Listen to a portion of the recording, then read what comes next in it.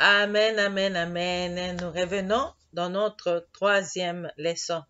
Et notre troisième leçon sera sur comment croître spirituellement. Alors, nous allons prier pour commencer. Comme d'habitude, prenez votre Bible et votre cahier si vous avez le temps. Écrivez, écrivez, c'est toujours nécessaire. Revoyez la vidéo et n'oubliez pas, likez et souscrivez parce qu'il y a tant de choses que nous allons continuer à suivre. Les affermissements ne sont pas finis et il y a plusieurs différentes sortes d'affermissements que je vais continuer toujours à vous en parler car moi-même j'ai reçu des affermissements gratuitement, je vous les donne gratuitement. Mais si vous voulez par vous-même en acheter, prendre quelque chose d'autre pour partager avec d'autres personnes, alors je vous enverrai un link dans une de mes vidéos. Donc, continuez à regarder et vous pouvez cliquer et acheter. Ça viendra chez vous et vous pouvez lire vous-même. Partagez avec votre mari, partagez avec votre femme. Essayez de partager avec vos enfants, avec vos frères et sœurs et avec vos membres de famille. Cela vous aidera vraiment. Que Dieu vous bénisse. On va prier. Père, tu es bon, tu es merveilleux. Merci pour cette parole que tu as mis encore dans mon cœur de partager avec ton peuple. Laisse que la gloire te revienne. Que le Saint-Esprit puisse toucher les cœurs des âmes et qu'il puisse me toucher, m'utiliser aussi pour parler de cela. Au nom de Jésus-Christ. Amen. Notre troisième leçon sera sur comment croître spirituellement. Après avoir reçu Jésus-Christ et après avoir connu qui est Dieu, qui est réellement Dieu. Nous allons continuer. Comment croître spirituellement? Premièrement, nous allons faire l'introduction. Le christianisme est une vie, une façon d'être, une relation personnelle avec le Christ. Ce n'est pas un ensemble d'interdits. Dans le christianisme authentique, les bonnes actions suivent la nouvelle naissance. Amen. Pour croître spirituellement, nous sommes appelés à faire quatre choses qui ne concernent pas les bonnes œuvres à accomplir pour être sauvé, mais plutôt c'est le chrétien déjà sauvé doit faire pour grandir dans sa foi. Amen. Donc, tout enfant nouveau-né a besoin de grandir. Donc, vraiment, tu ne vas pas empêcher à un bébé de 6 mois d'essayer de s'élever 7 mois, 8 mois, 9 mois et d'attraper des choses. Alors, j'ai vu des vidéos où la maman avait laissé un bébé de 9 mois dans son berceau et s'est étonnée et le bébé s'est retrouvé au salon. Et finalement, elle a filmé, elle a vu comment ce bébé arrive à monter, à se déplacer, de sauter, de même tomber et de venir jusqu'au salon. Alors, c'était vraiment étonnant. Donc, tu ne peux pas empêcher un bébé de grandir. C'est difficile. Elle a même vu son bébé ouvrir la porte. Amen. Donc, c'est comme ça la vie. Tu ne peux pas l'empêcher. Amen. Amen. Amen. Gloire à Dieu. Donc, tout enfant nouveau-né a besoin de grandir. Sinon, il est déclaré anormal ou bien il y a des choses qui ne marchent pas. Amen. La croissance requiert du temps et de soins. Notre corps a besoin de nourriture. Notre corps a besoin de repos. Notre corps a besoin d'exercice pour être en forme. Il en est de même pour notre vie spirituelle. Donc, il y a les 4 choses à faire constituent les devoirs du chrétien qui peut avancer dans sa foi. Ce sont donc les 4 bonnes habitudes que le chrétien doit cultiver pour croître. Premièrement, méditer la parole de Dieu. Le Dieu des chrétiens est un Dieu vivant. Amen. Il a parlé depuis longtemps et continue à parler encore. Il a révélé sa volonté qui est contenue dans la Bible. Ainsi donc, la Bible est la parole de Dieu par et pour les hommes. Amen. Il est conseillé aux nouveaux convertis de commencer à lire la Bible par le Nouveau Testament d'abord, parce que ce sont des nouveaux convertis et après pourront lire l'Ancien Testament.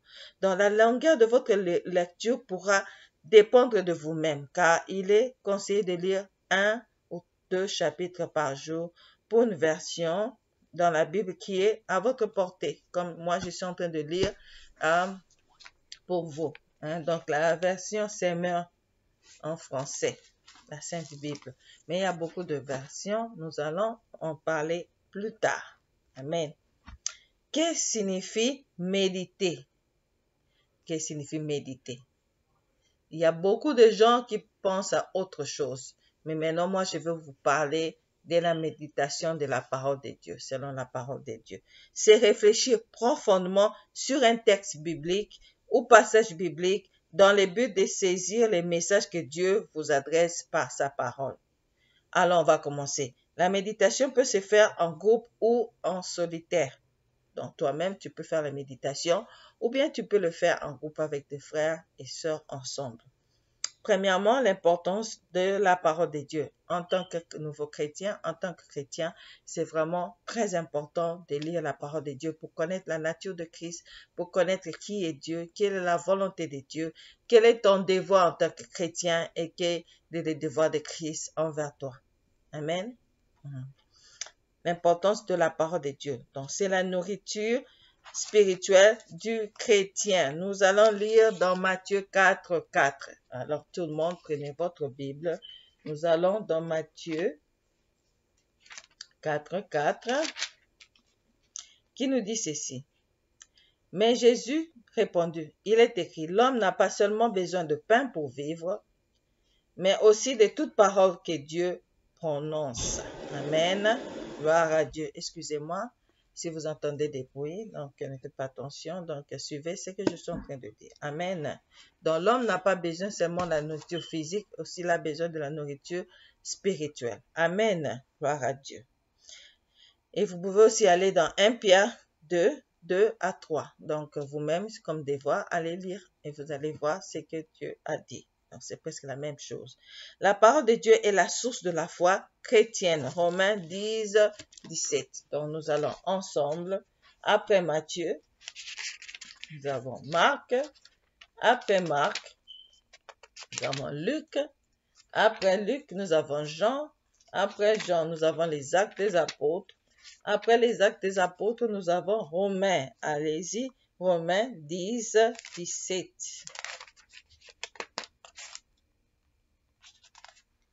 Romains 10, 17, dit ceci. Dans l'Écriture, Dieu dit au Pharaon, « Voici pourquoi je t'ai fait parvenir où tu es, pour montrer en toi ma puissance et pour que sur la terre entière, on proclame que je suis, on proclame qui je suis. » Amen. Donc, la parole de Dieu est la source de la foi chrétienne, car c'est Dieu, amen, qui dit. Il a parlé ici au Pharaon. Donc, nous allons continuer. La parole de Dieu est la vérité qui affranchit de l'ignorance, car l'ignorance tue et asservit, mais la vraie connaissance libère du péché, de l'emprise de l'homme et du diable. Donc, Jean 8, 31 à 32. Nous lisons encore ensemble pour que nous puissions bien comprendre. Jean 8, 31 à 32. Alors Jésus dit aux Juifs qui avaient mis leur foi en lui, si vous vous attachez à la parole que je vous ai annoncée, vous êtes vraiment mes disciples. Vous me connaîtrez, vous connaîtrez la vérité, et la vérité fera de vous des hommes libres. Nous, lui répondirent-ils, nous sommes la postérité d'Abraham. Oh, je m'arrête là. Donc, Jean 8, 31 à 32. Je m'arrête là. La parole de Dieu éclaire l'homme et nous permet de savoir différencier le bien du mal, de connaître les conséquences de tel ou tel acte, de comprendre la stratégie de l'ennemi. Amen. Amen. Nous continuons. La parole de Dieu éclaire l'homme et nous permet de savoir différencier le bien du mal, de connaître les conséquences de tel ou tel acte, de comprendre la stratégie de l'ennemi. Là, c'est dans Psaume 119, 105. Dans l'exemple, dans le monde, on dit Namona clair. Donc, je veux voir clair. Hein? Donc, il nous permet de voir clair. Donc, elle éclaire l'homme, n'est-ce pas? Elle nous permet de savoir mettre la différence entre le bien et le mal, n'est-ce pas? Et puis de connaître les conséquences de tel ou tel acte, de comprendre la stratégie de l'ennemi. Amen. Par exemple, une personne te dit, viens, nous allons aller prendre la voiture de telle personne, ici par exemple en Europe. Mais toi, tu connais que chaque voiture a un numéro matricule. Ces numéros a les coordonnées de la personne. Donc, même si tu voles, on te suivra. On ira chercher la personne. La personne dira que non, moi, je n'ai pas fait. Donc, c'est vous qui avez volé. Amen. Parce que cet objet ne vous appartient pas, mais on a trouvé cela en votre possession. Donc, que vous le voulez ou pas. Donc, là, on voit qu'il y a une différence. Mais si vous connaissez cela déjà, vous direz à cette personne, non, je ne le fais pas. Pas seulement parce que voler, on va retrouver cet objet chez vous, mais parce que ce n'est pas bien, c'est illégal. Amen. Donc, c'est à peu près la même chose. La parole de Dieu vous permet de voir spirituellement ce qui est bon, ce qui est mal. Car c'est un péché. Amen. Voler, c'est un péché. Alors, la parole de Dieu nous fait connaître sa volonté dans Ésaïe 55, 8 à 9. C'est pourquoi la Bible est la révélation par excellence de la volonté de Dieu. Toute autre révélation doit être examinée à la lumière de la parole de Dieu. La parole de Dieu est utile, de Timothée 3,16, pour enseigner, communiquer la conscience de Dieu, pour convaincre, persuader, pour corriger, ôter l'erreur. La parole de Dieu est vivante et puissante quand elle est prêchée dans la puissance du Saint-Esprit par les hommes convertis et transforme la vie des hommes. Amen. Alors, nous avons commencé par parler de l'introduction, comment croître spirituellement, car un bébé, on ne peut pas l'empêcher de grandir. Donc, comme un nouveau converti doit faire de son mieux pour connaître la volonté de Dieu dans sa vie, en méditant la parole de Dieu. On n'a pas de la définition de la méditation et on n'a pas d'importance de la parole de Dieu, de l'importance de la parole de Dieu. Et nous allons voir maintenant comment méditer la parole de Dieu chaque jour. Il existe plusieurs méthodes pour la lecture de la Bible, mais néanmoins, nous vous proposons ici la méthode de la Ligue pour la famille, la lecture de la Bible qui est la plus courante. Donc, vous voyez, il y a des livres sous forme de calendrier. Chaque jour, on vous donne un verset à lire, un chapitre où il y a aussi des questions pour répondre. Si vous en avez, c'est vraiment bien aussi. Donc, vous avez un rendez-vous, une heure fixe chaque jour avec Dieu. Là où vous allez pour méditer. Deuxièmement, vous priez. Faites silence devant Dieu. Demandez-lui de vous aider à comprendre la parole de Dieu. Parce que ce sont des paroles inspirées par Dieu. Et demander son aide, vraiment, vous aidera. Et lisez la Bible avec soin. Dans la Bible, les passages retenus. Amen. Et méditez, réfléchissez au texte. Et pour cela, qu'est-ce qu'il faut faire? Premièrement, répondez aux questions ci-dessus, au moins une ou l'une d'elles. Donc, il y a toujours des questions qu'après avoir lu. Par exemple, si j'ai lu un passage, qu'est-ce que je veux faire? Je dois connaître de quoi ou de qui parle ces textes. On parle de qui, par exemple? Est-ce que ce passage m'apprend quelque chose sur Dieu? Oui. Ou alors ce passage sur Jésus-Christ? Ou alors sur le Saint-Esprit? Y a-t-il un exemple à suivre? S'il y a un exemple à suivre, alors il faut suivre cet exemple. S'il n'y a pas un exemple à suivre, il ne faut pas le suivre.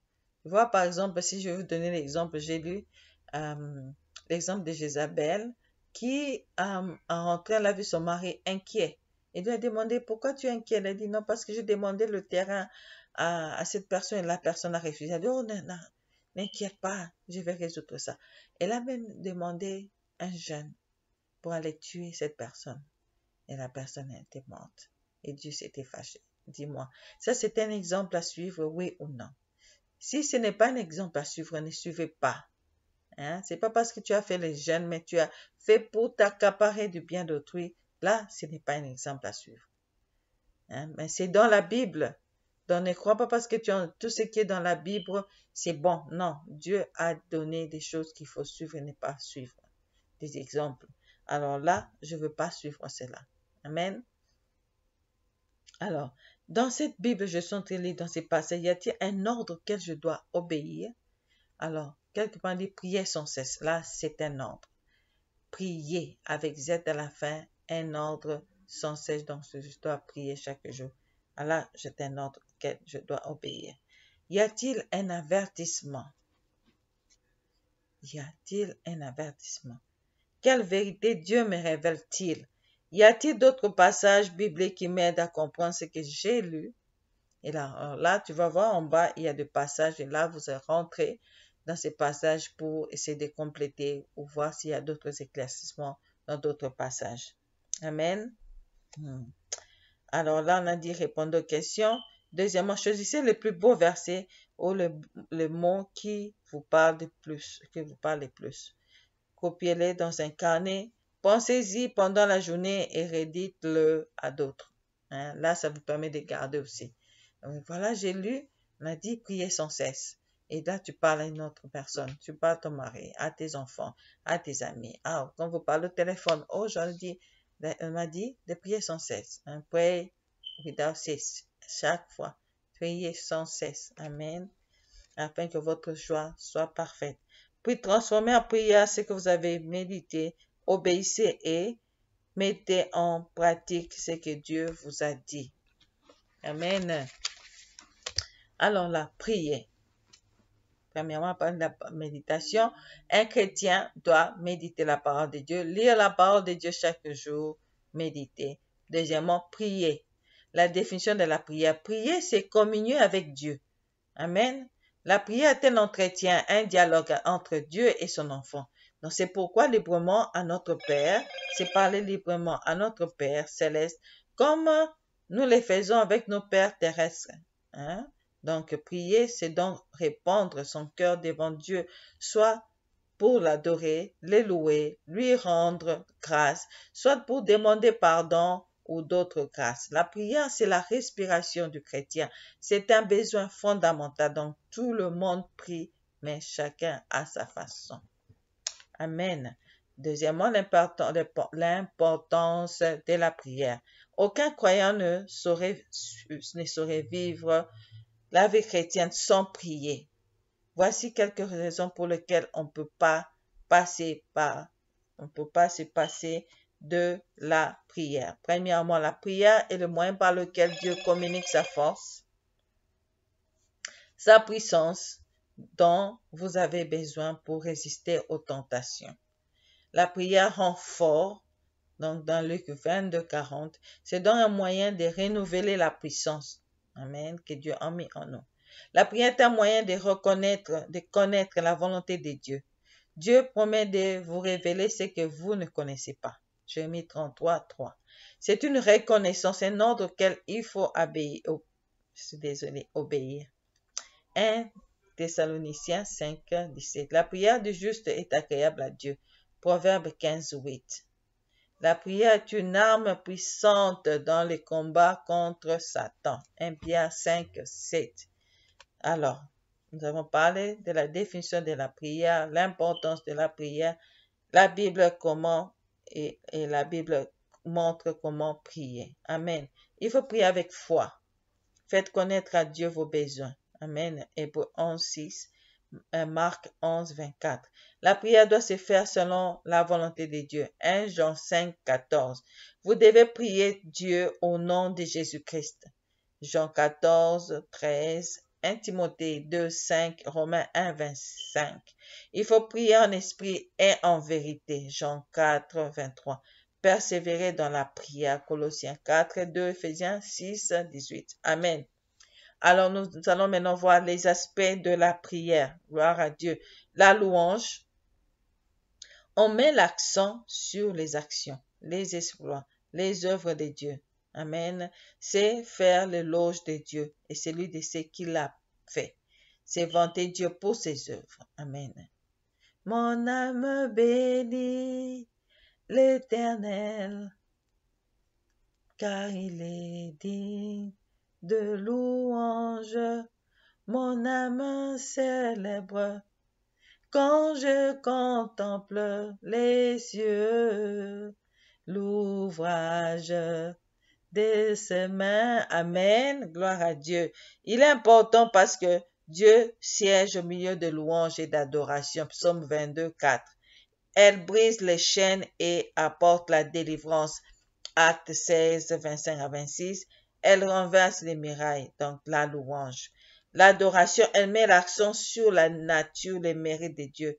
Nous adorons Dieu pour ses noms, car chaque nom révèle ce qu'il est. Yahweh, Jéhovah Rapha, Jéhovah Nissi. Amen. C'est proclamer ses attributs. Amen. Amen. Gloire à Dieu.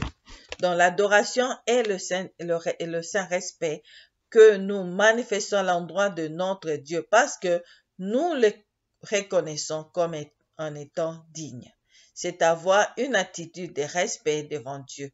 C'est prosterner, s'incliner devant sa parole, devant sa personne, s'effacer pour contempler sa grandeur. Apocalypse 4, 8 à 11, Apocalypse 5, 8 à 14, Psaume 18, 4, Ésaïe 6, 1 à 3. Donc, les actions de grâce. On a parlé de la louange, l'adoration. Les actions de grâce. On remercie Dieu pour deux choses. Ses bienfaits envers nous, pour tout ce qu'il permet dans notre vie. Romains 4, 28, 1 Thessaloniciens 5, 18. La supplication, c'est la demande de grâce. On implore Dieu parce qu'il est souverain. L'intercession, c'est quand la requête est faite en faveur des autres. 1 Timothée 2, 1 à 2, Ephésiens 6, 18, 19. La requête, c'est une demande simple, personnelle. La meilleure méthode de prier, c'est de prier, c'est-à-dire s'appliquer à prier, s'exercer. Ce ne sont pas les enseignements reçus qui feront de vous des hommes, des femmes de prière. Mettez plutôt en pratique ce que vous avez reçu sur le plan théorique. Amen. Alors maintenant, les obstacles à l'exaucement de la prière.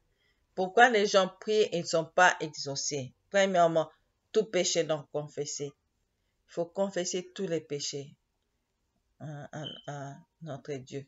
Dans le secret, il écoutera. Jean 9, 31. Manque de pardon lorsqu'on ne pardonne pas. Amen. Manque d'une bonne entente entre époux et épouse. 1 Pierre 3, 7. Nous allons lire et découvrir cela. Amen. 1 Pierre.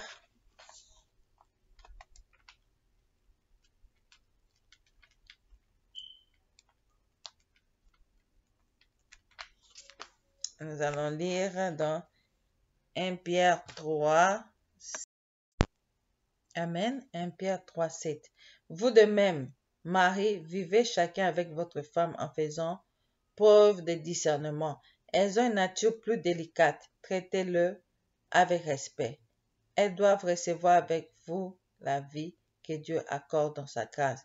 Agissez ainsi afin que rien ne vienne faire obstacle à vos prières. Alléluia. Amen. Donc, lorsqu'il n'y a pas entente dans votre couple, c'est difficile que vos prières soient exaucées. Amen. Manque de foi. Jacques 1, 6. Toute idolâtrie. Romains 1, 25. Amen. Romains 1, 25 dit ceci. Oui, ils ont délibérément échangé la vérité concernant Dieu contre le mensonge. Ils ont adoré et servi la créature au lieu du Créateur, lui qui est loué éternellement. Amen. Gloire à Dieu. Donc, c'est ça, toute idolâtrie. Amen. Qu'est-ce qu'on a dit sur l'idolâtrie? C'est plutôt échanger la vérité concernant Dieu contre le mensonge. C'est une idolâtrie.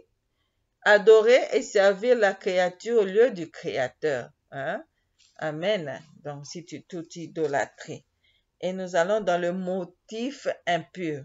Jacques 4, 3. Chercher sa propre gloire. Là, c'est difficile que Dieu puisse exaucer vos prières. Donc, je vais prier. Quand j'aurai une voiture, ils vont voir. Amen. Quand j'aurai mon argent, les gens vont plus souffler. Donc, ils seront étonnés. Je vais les épater. Dieu n'aime pas ça. On va demander pardon chaque fois lorsqu'on a dans nos cœurs, nous avons ces sentiments-là.